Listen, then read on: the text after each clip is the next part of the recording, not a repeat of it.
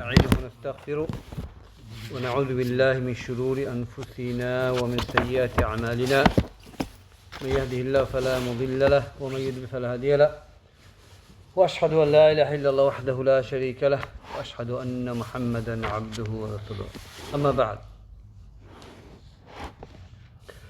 طيب إن شاء الله let's start. Okay. الدرس العاشر إن شاء الله. عن أبي هريرة رضي الله عنه قال قال رسول الله صلى الله عليه وسلم: أيها الناس إن الله طيب لا يقبل إلا طيبا وإن الله أمر المؤمنين بما أمر به المرسلين فقال: يا أيها الرسل كلوا من طيبات واعملوا الصالحات إني بما تعملون عليم. وقال: يا أيها الذين آمنوا كلوا من طيبات ما رزقناكم. ثم ذكر الرجل يطيل السفر أشعث أغبر يمد يديه إلى السماء: يا ربي يا ربي مطعمه حرام مشربه حرام وملبسه حرام وغدي بالحرام فأنى يستجاب لذلك. رواه مسلم. The 10th hadith, inshallah, the narrative Abu Hurairah radiallahu anhu said the Prophet said that. Is this the next hadith? Yeah. Because we didn't finish the end of the last hadith. Leave inshallah. You know the people destroy asking questions. Yeah, the excessive questioning and the disagreeing. Yeah. The basically حديث التاسع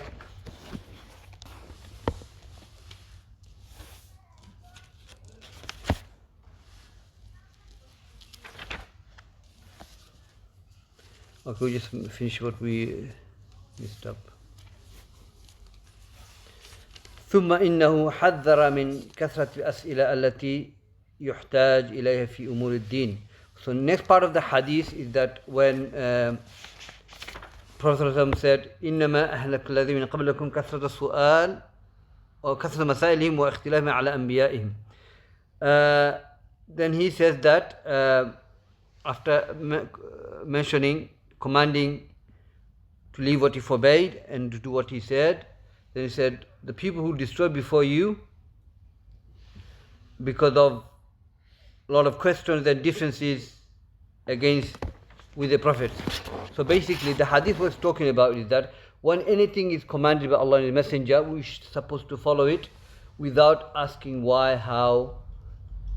You know, in the Surah Al-Baqarah, when Allah Azza wa Jalla asked Bani Israel to sacrifice the Baqarah, and this, what is the color, what is the size, all this should hear and obey.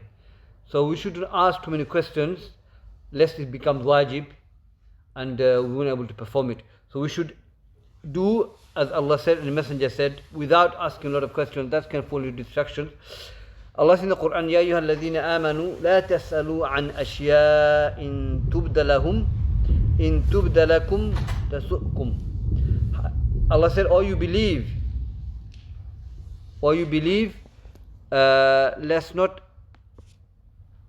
do not ask about things if it was made for you plain, became legislated, it becomes burden on you." So, hadith of Prophet, hadith of Anas, a man from A'rabi, Badia, someone from outside, lives in the desert, came and said, "Ya Rasulullah, mata as-sa'a? When is the last hour?" He said, "Mada a'adatta? What have you done?" He said, "Ma a'adattu shay'a illa hubbullah Rasul." I haven't prepared any. Prophet, what did you prepare for the last hour? You asking me this question. He said, "I haven't prepared anything except love of Allah and His Messenger." Rasulullah said, "Innaka ma'a man ahbabt." Then you be surely with the one you love. And then Sahabas asking, we also do same thing. And he said, same thing apply for you as well. So, when you ask questions, are you prepared? What to take up and to embark on it? Hadith when the ayah was revealed about the Hajj. وَلِلَّهِ عَلَى النَّاسِ حِجُّ الْبَيْتِ. To Allah, it's right upon Allah that you should make Hajj in the house of Allah. Okay, if you're able to do so. So the man said, "Is it every year?" He said, If you first say yes, it's every year, it's going to become wajib every year. No, it's once a year, and then whatever you do after that, it becomes tatawwu', yani extra. So when you ask, and if that becomes a fard on us, we're not able to implement that. It becomes a burden for us, okay, a trouble for us. So don't ask too much. Just implement what you're supposed to implement. So, and if you don't, then this ikhtilaf led a lot of halak, destructions, people who came before us. So we should hear and obey without questioning too much. Just do it. Obviously, yeah, you go ask if you don't understand, but you know, whatever legislator, you should perform that. طيب. Next hadith, hadith al-ashir. You clear with that, yeah? So this is what Prophet commanded us we should do. And Allah telling us, don't ask too many questions. If you do, then if it becomes wajib, you won't be able to do it, it becomes a problem for you. So next hadith, I've just translated it, you know, hadith of Abu Hurairah radiallahu anhu, that it's amazing hadith. إن الله طيب لا يقبل إلا طيب. Allah Azza wa Jal is طيب, and He doesn't accept what is طيب, what is good. طيب, opposite of khabith. Opposite of khabith. And khabith and طيب never go together. So when we say Allah is طيب, what do we understand by that? Now Allah is طيب, good, in many aspects, many ways, as ulama have explained. He is طيب in his essence, in his physical essence that Allah has. We have essence. Allah has that in his essence. Allah Azza wa Jal is طيب, is good, in a sense that is not afflicted with any form of illness, any imperfection, things like that. We have that, we have essence. We get ill. We lose many things. We lose our heart. We lose many things. You know, we have this problem, that problem, you know, in our body. Allah Azza wa Jal, in his that, in his essence, He doesn't have that. He's completely nothing. No harm touches Allah Azza wa Jal. So He's طيب in his that, in his essence. Also, we can say Allah is طيب in his asma, in his that, in his asma, in his name. Allah Azza wa Jal is what we know through his names. So if you have a human being, his name is say Muti'ur Rahman. What does Muti'ur Rahman mean? The one who obeys Ar-Rahman. He doesn't obey Ar-Rahman. He obeys the shaitan, Muti'ur shaitan. He becomes muti', obedience to the shaitan. You have people called Salih, righteous, but he's not righteous. He doesn't worship Allah, so he doesn't live by his name. Allah Azza wa Jal is طيب in his name. His name is perfect. So when we say Allah, give me a name, and that's who Allah is. Say Allah is Al-Ghafur, Al-Af, Al-Tawwab. You know, these are names of Allah. The one who accepts repentance, the one who forgives, the one who covers the sin, the one who shows, send down the mercy. You know, these are names of Allah. Allah lives by this name. This is His name. He lives by these names. And some Allah's name, you can see the effect on the creation. Okay, so Allah Azza wa Jalla طيب in His name. Also, Allah is طيب, good in His sifat, His attributes. Same thing. Ar-Rahma, Al-Wadud, Wad, Mahabba. Allah's names, Rahma, Al-Izza, Al-Hikmah. These are attributes of Allah Azza wa Jal. Again, same thing. There's no imperfection in that. So His that, His names, His attributes, and His af'al, in the actions of Allah Azza wa Jal, there is no imperfection in that. Allah's actions, such as what? He created the creation. You will not find imperfection in Allah's creation. As Allah said, مَا تَرَى فِي خَلْقِ الرَّحْمَنِ مِنْ تَفَاوْتٍ. That you will not find in the creation of Allah imperfection. Okay? He's perfect in His creation. He's perfect in His af'al, in His action. When Allah Azza wa Jal rises above the throne, He comes down. There's no any difficulty for Allah Azza wa Jal. He does in a way that befits Allah Azza wa Jal. It's complete. Okay. Also, part of Allah's action, He is the creator of everything. He creates everything, and that's part of His action. Also, when Allah creates anything, He creates not because He needs it. When we create, we need it. In Tahawi mentioned that Allahu خلق الله شيء بلا حاجة. خلق الله أشياء شيئا أو أشياء بلا حاجة. That Allah created things without a need. Okay, nothing He needs. But when we create, we need, don't we? Can we live, survive without internet? Can the company run without internet? Imagine internet blocked for one week. Finish. The whole world will collapse. No more Instagram, nothing. It's finished. So we need creation, and we create them. Imagine transport stop for 1 week. Finish. We can't survive without transport. So we need what we create. Okay? But Allah Azza wa Jalla creates, He doesn't need them. Okay? So He's unique in His action. Okay? Is that His essence, His names, His attributes, His actions, He's complete, He's tayyib. That's what it means. Allah is tayyib. There's no any other way. Also Allah is tayyib in His amr wa nahi, command and prohibitions. When we look at Allah's command and prohibitions, we look in the Quran and the Sunnah, isn't it? You know, you have a human being, you have leaders, you have, you can name them. They have laws, isn't it? In the law, they command this, they prohibit this, they change that, they realize it's wrong command, we will change it to something else. There's so many changes they do. Because it's human law, a lot of imperfection, there's so much problem in the law of human being. But when Allah Azza wa Jalla commands, okay, there is no imperfection. So He's tayyib, because His law is tayyib, His command is tayyib, His prohibition is tayyib. So when Allah commands anything, it's good. It's good in it. Okay? And when He forbids anything, it's good in it. There's no problem in that. Okay? Amr wa nahi.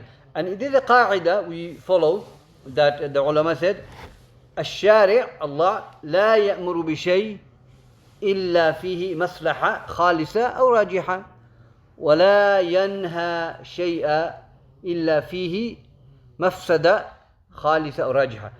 This is a principle that we study usul al-fiqh, that the ulama say this, that the legislator Allah does not command anything except there is a benefit in it, either total benefit or partial benefit.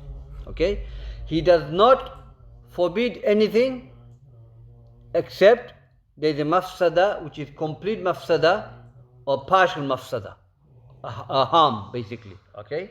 So let me give you an example. Allah legislated for us to pray 5 times a day. Okay? In this act of worship, just maslaha. There's no harm in that. Maslaha. Okay? Complete benefit in that. So they say maslaha khalisa, complete, pure benefit or partial benefit, meaning there might be some harm in it in terms of the slave. For example, the evidence for that is that Allah said in the Quran, كُتِبَ عَلَيْكُمُ الْقِتَالُ وَهُوَ كُرْهُ اللَّهِ, that Allah Azza wa Jalla has made qital, which is fard on you, okay, which is which you dislike, okay, which you dislike. Now qital, something, there's a maslaha in it, but in that there is a mafsada no mafsada. There might be some difficulty in that for individual person, leaving the house, leaving the family, going and fighting the battle of Allah for the sake of Allah Azza wa Jal. There's a difficulty in that. Okay? But there's a maslaha in it, that you can die in the path of Allah Azza wa Jal. So there might be total benefit or partial benefit. Nothing Allah forbid. Okay? Either there's a mafsada, pure mafsada. For example, Allah forbade killing, fornication. Allah forbade drinking alcohol, gambling. these are pure mafsada in it. There's no maslaha in that. Okay? There is total harm in it. One thing is khamar. You know, khamar, there's a benefit in the khamar. Alcohol, there's a benefit in that. I don't know, I think Ibn Kathir mentioned, if you drink alcohol, it digest your food or something. There's some benefit in it. يَسْأَلُونَكَ عَنْ الْخَمْرِ وَالْمَيْسِرِ قُلْ فِيهِمَا إِثْمٌ وَمَنَافِعُ وَإِثْمُهُمَا أَكْبَرُ مِنْ نَفْعِهِمَا. O Muhammad, they ask you about gambling and drinking alcohol. Tell them there's a harm and there's a sin. But tell them the harm is greater than the sin. Benefit. So there's a benefit. If Allah says there's a benefit in it. There's a manafi'. But the manafi is a little bit, but the harm is greater. So Allah made it haram. Okay? So in the Sharia of Allah Azza wa Jal, when Allah commands, there's a maslaha in it. It could be total or partial benefit. Or Allah Azza wa Jal, when He forbids anything, there's a total harm in it or partial harm in it. Okay? So even because of that, Allah will make it haram. So there's two things in that, based on the definition, is that when Allah commands us anything, it's because He loves it. He loves that act. So Allah Azza wa Jal made, microphone is on or something. Allah Azza wa Jal made salah fard on everyone. Why? Because it's benefit for us. The reward, the connection with Allah Azza wa Jal. Okay? It is a way to enter Jannah. Okay? So Allah made salah fard. It was 50 times a day, then it became 5 times a day. The fact it was 50 times a day shows the love of Allah for the act, which is salah. Salah is the one of the greatest ibadah. So number one, He commands us to do this because He loves it. Anything. He commands us to obey your parents. He loves it. He commands us to walk to the masjid. He loves it. Commands us to, show good akhlaq. He loves it. وَأَحْسِنُوا إِنَّ اللَّهَ يُحِبُّ الْمُحْسِنِينَ. Be good and Allah loves the good doers. Things like that. Okay. Secondly, Allah Azza wa Jalla commands us to do things because there is a maslaha in it, the benefit in it. So for example, if you worship Allah alone, if you go to Hajj, there is a maslaha in it. If you do Hajj properly, Hajj accepted, you become like a newborn baby. Okay? If you pray 5 times a day, and it's a nur in the grave and in the hereafter, okay, you will inherit the Jannatul Firdaus. So there is a maslaha in it. So everything that Allah commands us to do, if we do it, there is a maslaha. And the command are 2 types: commands to do, commands to leave. So when we leave the haram, there is a maslaha in it. Ibadah. Ibadah is not just to do things, ibadah also to leave the haram. Okay? So Allah is tayyib. When it comes to Allah is tayyib, He is tayyib, He is good in His command and prohibition. There is no indeficiency in it. So nothing in Sharia you will find that Allah commands is not good for us. He wants khair for us. So Allah commands and prohibits because it's for our own benefit. Okay? So that's what we learn. Also, in that Allah is tayyib in His aqdar. Allah is tayyib, He is good in His decree. But Rasulullah said, Inna Allah tayyib. Tayyib in what? Also in His decree. Allah's decree is perfect. And decree, the qadr we're talking about. Okay? Some might say, how? My daddy has a cancer and my mom has a cancer, I've got a cancer. How is it good? The decree of Allah Azza wa Jalla. Okay, there's 2 things in it. Whoever going through this, because I work in a hospital, I know, going through cancer and whatever illness you have, you're Muslim, mashallah, Allah is purifying you. It's expiation of the sins. From that aspect, you should look at it. Okay? From the other aspect, maybe it's difficult because you can't walk, you can't do things. In that sense, you have right to dislike that aspect, but you can't dislike the decree of Allah Azza wa Jal. But that's expiation of the sins. If you look at the angle, Allah purifying you. You're Muslims, Allah going to purify you, inshallah. If you die upon it, you died upon khair. So, the decree of Allah there is no imperfection in that. It's khair, it's good for us, for the slave. Loss of family member is hard, but it's expiation of the sin as well. So these are the things, when we say Allah is tayyib, Allah is good, these are the things you have to understand. Okay? So Prophet ﷺ said, Inna Allah tayyib, la yaqbalu illa tayyib. So He doesn't accept what is good. So your worship, your adhkar, your spending, your good adab, you reading Quran, things which are Allah loves. Okay, helping the needy, and halal money, earning halal money, leaving prohibitions. Okay, He only accepts the good. Okay, He only accepts good. What time? 7:45. Yeah. طيب. وإن الله أمر المؤمنين بما أمر به المرسلين. Indeed, Allah Azza wa Jalla commanded the believers same thing He commanded the messengers. يا أيها الرسل كلوا من طيبات وأعملوا صالحا. All the messengers, eat from good and righteous action.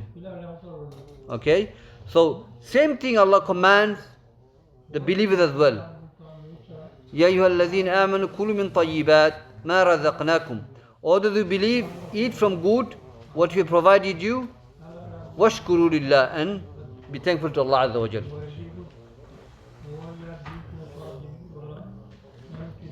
So rizq here, rizq halal, not haram.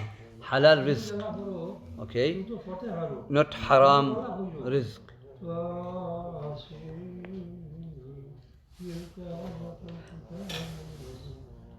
ثم ذكر رجل يطيل السفر أشعث أخبر يمد يديه إلى السماء يا ربي مطعمه حرام مشربه حرام ملابسه حرام وغذي بالحرام فأن يستجاب لذلك. So now Prophet will give me an example now. He's giving an example of a man يطيل السفر, يعني he traveled a long way, and Prophet said in the hadith ثلاثة دعاء مستجاب. The 3 dua are accepted. دعاء المظلوم, دعاء الوالد, ودعاء المسافر. The 3 dua which is accepted by Allah Azza wa Jalla, dua of the oppressed, of the father, and a traveler. A traveler. Can you repeat in Arabic? Repeat in Arabic. ثلاثة دعاء مستجاب. الوالد, the father, المظلوم, the oppressed one, والمسافر, a traveler. So here Prophet describing a man, okay, he traveled a long way, and he was dust and he was very rough, untidy. Okay, so the ulama said this shows how humble he is. Dust and rough is nothing in front of Allah Azza wa Jalla. So what he does, he raises his hand. Okay, he raises his hand. Shows in dua we can raise our hand, and there are different form of dua. One Prophet made dua for dua istisqa, dua for rain. He raised his hand. Okay, as Anas in Bukhari. Okay, there's certain time we don't make raise our hand. For example, dua khutbah, between the 2 khutbah, you don't raise your hand. You just make dua. Okay, dua in the ruku and sujood, we do make dua. We don't raise our hand. But dua qunut, dua istisqa, Prophet did raise the hand. Now, raising the hand indicates that you need of Allah Azza wa Jal. You need the dua to be accepted. So you need, when you ask even beggars, stretch their hand, isn't it? So like he needs your money, he needs your help. So Allah, the Lord of the world, we need Allah, so we make dua, raise the hand to show we need Allah's aid, support, and His rizq. So he stretches both hands to the heaven. Shows what else does he show? What didn't he put his hand this way, this way, this way? He believes Allah is above the throne. Okay? Even Musa, even Fir'aun knew that. Where Allah was. He didn't go east, west, north, he went up. He believes this. Allah, if there's a creator, he's above the throne. He went up. Yeah, he said, build this cast on, go and yeah. So anyway, this indication that he raised his hand to show that Allah is above the throne, and he raised his hand to show that I am in need of Allah Azza wa Jal. Then what did he say? Ya Rabbi, oh my Lord, oh my Lord. So he's calling Allah with the name Ar-Rabb. Okay? Ar-Rabb. And Allah said in the Quran, وَلِلَّهِ الْأَسْمَاءُ الْحُسْنَى فَادْعُوا بِهَا. To Allah belong the beautiful name, called by them. So you can say Ya Rabbi, whatever you want to say. You can say Ar-Razzaq, Irziqni, or the provider, provide me. Ya Ar-Rahman, Irhamni, or the merciful one, have mercy on me. So we can use the names of Allah and ask whatever you need. Ya Al-Hadi, Ihdini, or the guide, guide me, things like that. So he raised his hand and he called Allah with the name Ar-Rabb. What does Ar-Rabb mean? We say, we read in the Quran, the Lord of the heaven and the earth. The Lord means the creator, provider, sustainer. That's what it means, Ya Rabb. That's what it means, yeah. That you are this, you created the provider, sustainer, don't give life and death. You are all this. those Please. five. Yeah. Controller, everything, the owner. That's what it includes, Rububiyyah of Allah. So Rabb is the name of Allah. So he's asking Allah with this lordship of Allah. Ya Rabb, Ya Rabb. But then Prophet ﷺ said, he's calling Allah Azza wa Jal with this beautiful name. Okay? Then Prophet said, his food, haram. His drink is haram. His living is haram. His earning is haram. Everything is haram. How Allah will accept your dua? Subhanallah. He's calling Allah with beautiful name. Prophet said his dua is not accepted. Because his living, everything is haram. Eating, drinking, earning, his clothes, everything is haram. Can you imagine? That indicates a major sin. This thing that preventing his dua to go to Allah. Allah blocked his dua because everything is haram. So it's very important that when we earn halal way. It's not how much, it's halal. Less money is barakah in it, alhamdulillah. But look at your dua is not accepted because you are earning haram money. Everything is haram. Allah doesn't want to look at your dua, Allah doesn't want to listen to your dua. Subhanallah. And in the hadith of Prophet ﷺ, he said that hadith, Inna Allah hay kareem yastahi min al-abdi idha rafa yadayhi ilayhi ay yarudduhuma sifra, that Allah Azza wa Jalla is the Hayy, ever living, and is Kareem, is noble. Allah feels shy that when his slave turns to Allah with his hand up like this, to turn him down with empty hand. Allah yastahi, he's shy from his slave in a sense that how can my slave ask me now, I'm going to let him go empty hand? I'm going to respond to his dua. But if a man is earning is haram, living is haram, his clothing is haram, Allah will not give it to anything. This shows the importance of earning halal. People want to earn money, but it doesn't matter, it's haram, la bas. La. Look, your dua is accepted. You might be earning haram, but you're a millionaire, but you're mal'oon, you're cursed. Your dua is not accepted, nothing is accepted. Subhanallah, Allah's wrath is upon you. Where is the barakah in it? There's not mafi barakah. So it's important that we learn from this hadith that our earning should be halal, and so if it's halal, at least we'll make dua, or dua is accepted by Allah Azza wa Jalla. Can you imagine? The Prophet said dua is accepted. So this is the basic understanding of the hadith. This is beautiful hadith. We understand what it means by Allah being tayyib, He's good. Yeah, and that's the hadith. Inshallah, we'll continue next week. I'll come back more early next week, inshallah. Jazakumullah khair. And what I'm going to do, just quickly, let me take the Q&A. If you want me to explain anything more, I'll do that now, inshallah. Go on. What's the difference between Allah's names and attributes? Okay, name. What's your name? Shawn. Shawn. Okay, that's your name, yeah? But, mashallah, you're good adab. You're merciful. You're calm. These are all your attributes. You're brave, hard worker. This is your attributes. Okay. So Allah has attributes as well like that. Okay. Merciful. He loves. He hears. He sees. You're hearing. You're seeing. It's part of your attributes as well. That's what it is.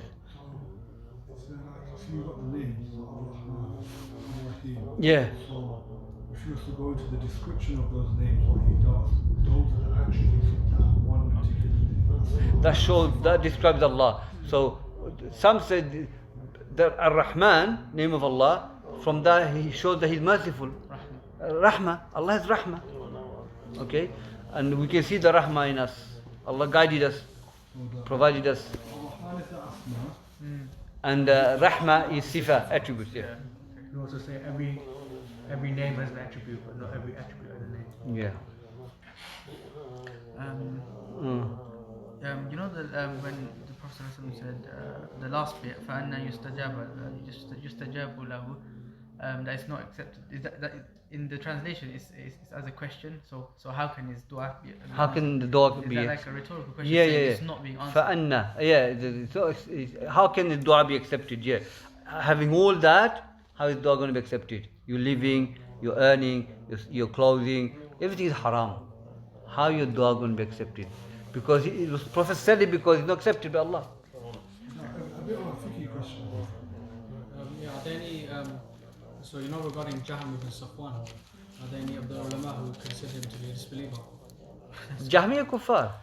Jahmiya kuffar because they attribute to Jahm, isn't it? Imam Ahmad, Imam Mubarak, Imam Darimi, so many. Yeah, there's so many scholars have made takfir on. Yeah, Ibn Qayyim mentioned it as well. A bit of a tricky question about the dua being answered of haram earnings. Just say someone had haram earnings, then they stopped everything, but just say they had like debts to that haram income, and they got away from the haram what they could, but there's still some kind of attachment there where he owes money to Allah, like maybe debts that he has to something he was doing haram, and he's left everything. After that, would Allah answer his dua because he's done what he could to get away from it?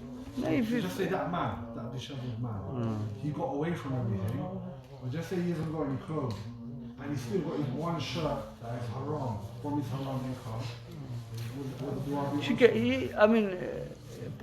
some will be accepted, partial, some might not be accepted, but he should try his best to get rid of everything as much as he could. He should get rid of everything. And after all that, if anything left without his knowledge, then that's between him and Allah. But everyone should try and get rid of all anything haram. Get rid. Best thing to do, give it to. He'd be naked if he didn't have the shirt. That's different then, isn't it? I'm sure. He's got a haram shirt, but without that haram shirt. But if you talk about generally, I'm sure living in this country, people don't have one shirt, more than one shirt. They've got clothes. Realistically speaking, everyone got more than one. Yeah, I'm using this shirt as an example. It could be bigger things, like maybe his house or mortgage. yeah, a person should try and get. He's paying it off, and a lot of people they do it. They pay off their mortgage, and they're like, now I'm going to do Hajj. I see what you mean. So he's still got that house, Yeah. but he's stopped. You know, so, 2 minutes. 2 minutes. What was the Arabic for the qaida? الشارع لا يأمر بشيء. Okay. الشارع لا يأمر به إلا فيه مصلحة خالصة أو راجحة. I'll put that in the WhatsApp. IKE WhatsApp, yeah. I'll put that in the WhatsApp. It's the qaida that anything that intoxicates you in large amounts is haram, even in small amounts. Yeah, hadith said alcohol is haram if it's little amount or big amount. Hadith said لعن الله الخمر. Allah cursed the khamr. More or less it's cursed. No, So it is major some sin. people say like if it's 0.05%, Yeah, but those it's some still scholars haram. say that. Like, But if I had Sheikh Ibn Uthaymeen, he said in I think it means Fatawa, if it's mixed with something else, but on its own, la. if it dissolves in when you're cooking it, if you're cooking something with alcohol, and the alcohol dissolves, then it's permissible. But if it doesn't dissolve completely, then it's not permissible. If it's cooked, does it dissolve? Maybe, I don't know. That little amount, no matter how much you eat, say for example, you have like. Oh, yeah. orange juice, You have, basically, yeah. You have like 0. Like even all fruit juices, if you look hard enough, that's another thing. If you keep asking questions, you're gonna find it. If you look hard enough, you're gonna find alcohol. But no matter even if you drink 10 glasses of orange juice, You're gonna basically, so you're even gonna. that little amount won't get you drunk. No matter how much you have, you die before being I intoxicated. remember I drank one of those. That's not what I'm saying. No, you Little are. amount is haram no matter what, even if it doesn't intoxicate you. But if the mixed with alcohol dissolves, you know when they do tests and they trace the alcohol, you can't find a trace of alcohol in it at all, not even 0.01%. Then Sheikh Ibn Uthaymeen said it's halal. Like, you know McDonald's coffee, Yeah. it had the alcohol dissolved. That's why the coffee is halal. That's what I'm saying.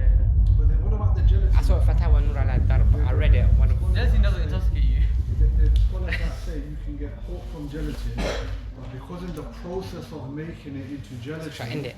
it's no longer pork. You heard that one before? Because of the process of making it into gelatin, it's no longer pork. Yeah, gelatin. That's the Hanbali opinion. Some of it